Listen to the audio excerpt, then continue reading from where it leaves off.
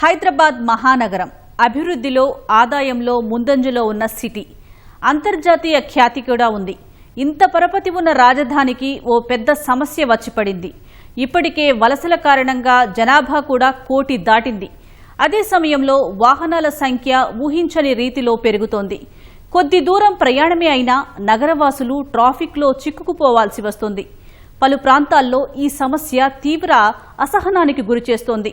వాహనాల సంఖ్య పెరిగే కొద్దీ కాలుష్యమూ పెరుగుతోంది. ఒక్కో ఇంట్లో 1 కన్నా ఎక్కువ వాహనాలు ఉండటం, ట్రాఫిక్ నిర్వహణ వ్యవస్థలో కొన్ని లోపాలు వంటివి ఇందుకు కారణమవుతున్నాయి. మనిషికి 1, కొందరి ఇళ్లలో అవసరానికి 1 అన్నట్లు కొలువుదీరుతున్న కార్లు, బైకులతో రోడ్లు కిక్కిరిసిపోతున్నాయి. ఈ సమస్య నగరవాసుల ఆరోగ్యాన్ని కూడా దెబ్బతీస్తోంది. అసలు సిటీలో ఈ స్థాయిలో వాహనాలు పెరగడానికి కారణాలేంటి? ఈ కారణంగా ఏ సమస్యలు తలెత్తుతున్నాయి? పరిష్కార మార్గాలేంటి?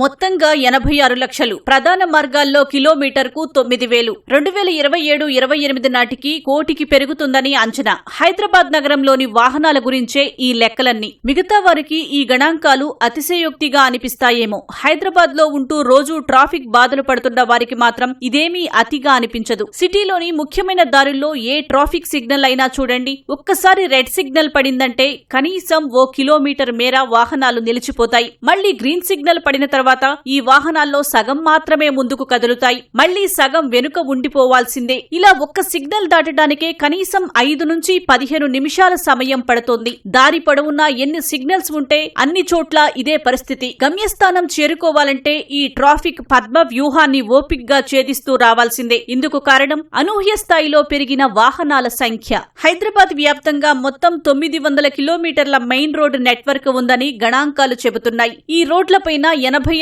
లక్షలకు పైగా వాహనాలు తిరుగుతున్నాయి. అందుకే ట్రాఫిక్ తిప్పలు తప్పటం లేదు. ఆర్టీఏ లెక్కల ప్రకారం 6 ఏళ్లలో నగరంలో వాహనాల సంఖ్య 40% మేర పెరిగింది. ఇంకాస్త వివరంగా చూస్తే 2019లో కిలోమీటర్కు 6,500 వాహనాల సాంద్రత ఉంటే ఇప్పుడది 9,500కి చేరువలో ఉంది. అంటే నగర రహదారులపై ఏ స్థాయిలో ఒత్తిడి పడుతుందో అర్థం చేసుకోవచ్చు. నగరంలో తిరిగే వాహనాల్లో ఎక్కువ పర్సనల్ వెహికల్స్ ఉంటున్నాయన్నది ఆర్టీఏ గణాంకాల సారాంశం.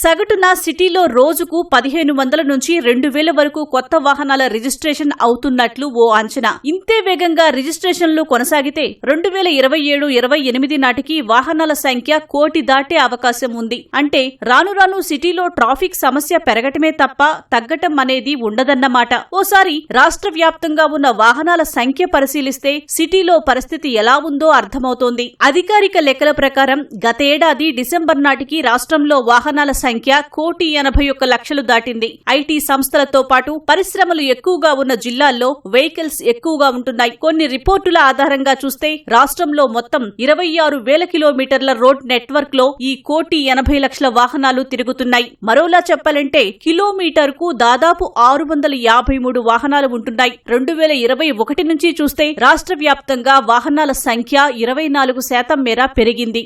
హైదరాబాద్ లో ప్రాంతాల వారీగా చూస్తే ట్రాఫిక్ అధికంగా ఉన్న ఏరియాలను ఇప్పటికే అధికారులు గుర్తించారు. వీటిలో ముందుగా చెప్పుకోవాల్సింది ఐటీ కారిడార్ గురించే. కూకట్పల్లి, హైటెక్ సిటీ, మాదాపూర్ లో వాహనాల రద్దీ విపరీతంగా ఉంటోంది. రోజూ ఇక్కడ దాదాపు 1,30,000 వాహనాలు తిరుగుతాయని అంచనా. ఈ ప్రాంతాల్లో వాహనాలు మరీ నత్తనడకన ముందుకు సాగుతూ ఉంటాయి. ముఖ్యంగా జేఎన్టీయూ నుంచి ఐకియా జంక్షన్ వరకు ఉదయం 8 గంటల నుంచి 11 గంటల మధ్యలో గంటకు 7,000 వాహనాలు తిరుగుతున్నాయి.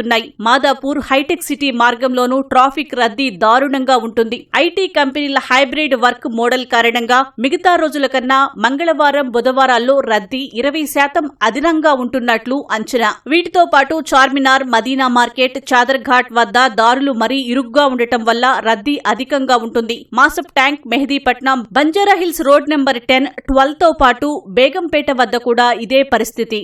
మరో ముఖ్యమైన విషయం చర్చించుకోవాలి. సాధారణంగా ట్రాఫిక్ అనగానే బెంగళూరు నగరమే గుర్తుకు వస్తుంది. క్రమంగా హైదరాబాద్ లోనూ దాదాపు అవే పరిస్థితులు వస్తాయన్న ఆందోళన మొదలైంది. నిపుణుల ప్రకారం నగరంలో యావరేజ్ ట్రాఫిక్ స్పీడ్ గంటకు 25 కిలోమీటర్ల నుంచి 30 కిలోమీటర్ల వరకు ఉండాలి. కానీ కొన్ని గణాంకాల ప్రకారం హైదరాబాద్ లో ఈ వేగం కేవలం 18.4 కిలోమీటర్ల మేర ఉంటోంది. అంటే గంటకు 18 కిలోమీటర్ల కన్నా ఎక్కువ దూరం పోలేని పరిస్థితి ఉందన్నమాట.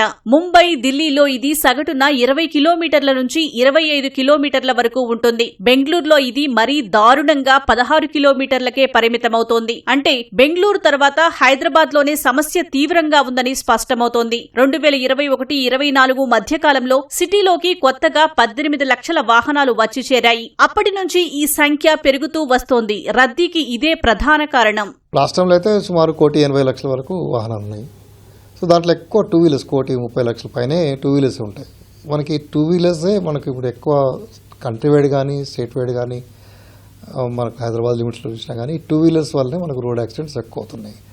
మీరన్నా ఈ విస్ఫోటనం ఎక్కువ ఈ 2 వీలర్స్ దాంట్లోనే ఎక్కువ అవుతున్నాయి.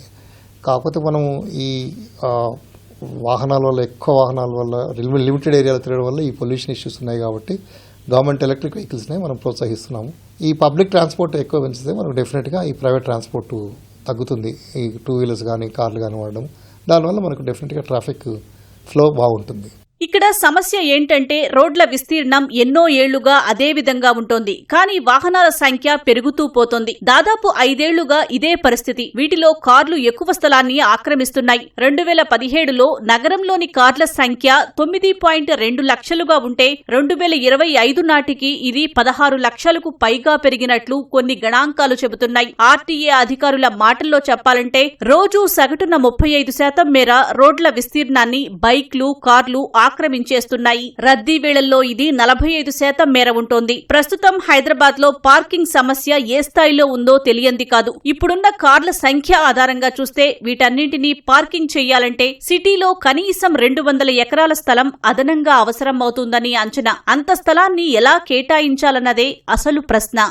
రోడ్ స్పేస్ ని వాళ్ళు పార్కింగ్ స్పేస్ గా ఉపయోగించుకుని అసలే రోడ్లు విడుతు తక్కువ వెడల్పు తక్కువగా ఉన్న నేపథ్యంలో అటు ఇటు 2 పక్కల వాహనాలని పార్క్ చేసినందువల్ల వాహనాలు పోవటానికి రావటానికి తగినంత స్పేస్ లేకపోవడం, పొల్యూషన్ కంట్రోల్ నిబంధనలను పాటించకుండా, పొల్యూషన్ కంట్రోల్ సర్టిఫికెట్స్ తీసుకోకుండా దాదాపు 70% వాహనాలు ఈ రోజున ఉన్నాయి అనేది ఒక అంచనా.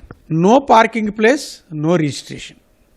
అంటే ఎవరైనా బండి కొనుక్కోవాలి అంటే అతగాడికి తనకంటూ ఒక సొంత స్థలంలో పార్కింగ్ జాగా ఉంటే కానీ వెహికల్ని రిజిస్ట్రేషన్ చేయకూడదు అని. వాహనాల ద్వారా వచ్చే కాలుష్యం కారణంగా సిటీలో చాలా చోట్ల ఎయిర్ క్వాలిటీ ఇండెక్స్ 200కి పైగానే ఉంటుంది. అంటే ప్రమాణాల ప్రకారం ఇది పూర్ కేటగిరీలోకి వస్తోంది.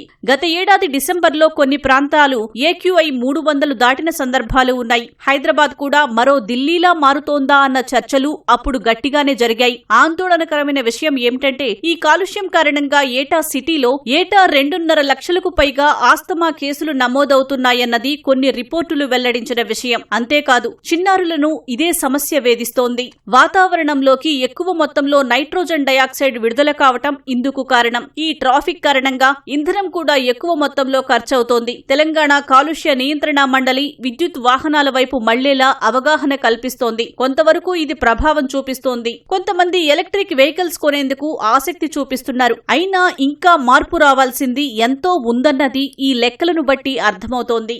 ఇప్పటికిప్పుడు ప్రభుత్వం జోక్యం చేసుకుంటే తప్ప ఈ సమస్యకు పరిష్కారం దొరికేలా కనిపించటం లేదు. నిపుణుల మాటల్లో చెప్పాలంటే కార్ పూలింగ్, రైడ్ షేరింగ్ లాంటి విధానాలు ప్రవేశపెట్టాలి. తద్వారా ప్రైవేటు వాహనాల సంఖ్య కొంతవరకైనా తగ్గించేందుకు వీలవుతుంది. ఇదే సమయంలో ప్రజా రవాణా వ్యవస్థను ఇంకాస్త మెరుగుపరచాలి. ముఖ్యంగా మెట్రో, బస్ సర్వీసులు పెంచాలి. సిటీలో మెట్రో సర్వీస్ అందుబాటులోనే ఉన్నప్పటికీ పీక్ అవర్స్ లో ఓవర్లోడ్ అవుతుంది.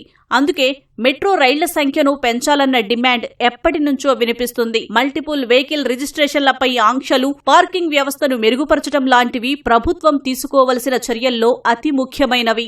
పార్కింగ్ సౌకర్యం లేకుండా వాణిజ్య భవనాలు నిర్మించే వీల్లేకుండా చూడాలన్నది నిపుణులు ఇస్తున్న మరో సలహా. రోడ్డు విస్తీర్ణాన్ని ఎక్కువగా ఆక్రమించే వాహనాలకు ప్రత్యేక లేన్స్ నిర్మించటం కూడా ముఖ్యమే. ఒక్కటి మాత్రం స్పష్టం, హైదరాబాద్ అభివృద్ధి వేగం పెరుగుతోంది. కానీ అదే వేగంతో ట్రాఫిక్ సమస్యను నియంత్రించాల్సిన అవసరం ఎంతైనా ఉంది.